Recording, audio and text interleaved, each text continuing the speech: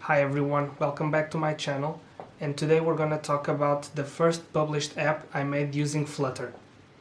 So the application stores and lists the markers in a map, so the user can list her favorite locations and sites. I thought about this application when I was traveling in Rome, where I see a bunch of places that I wanted to visit, but there were no time at the moment to go there. So I tried to remember all, but it wasn't possible. So I thought there must be an easier way to do this. So I developed an application using Flutter to store and list the places that I mark in my map. So the application has a central map where the users press in a location and it's prompt an image. I'm associating image, so in a place with many shops, it's more easily recognizable. So the user is prompted to take a picture, he accepts or declines it. If he declines it, he can take another picture. If he accepts, he goes to another step, which is give it a title and a description.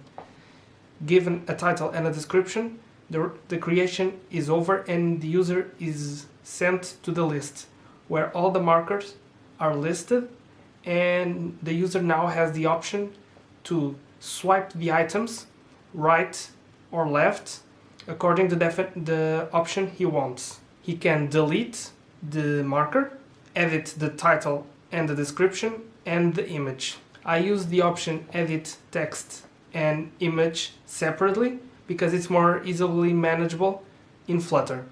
So I don't have to mess with states and pages, or the widgets in these terms, and it was easier for me to manage those than having all in one. So with that, let's talk about how I store the markers. I use SQLite library to create and store records of definitions and markers. Why definitions? I have an intro in the application.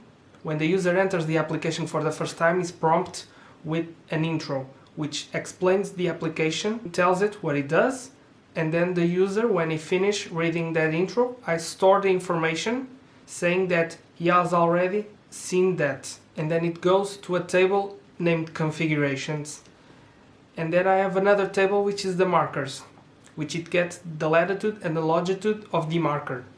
Also the title, the description, and the file path of the image.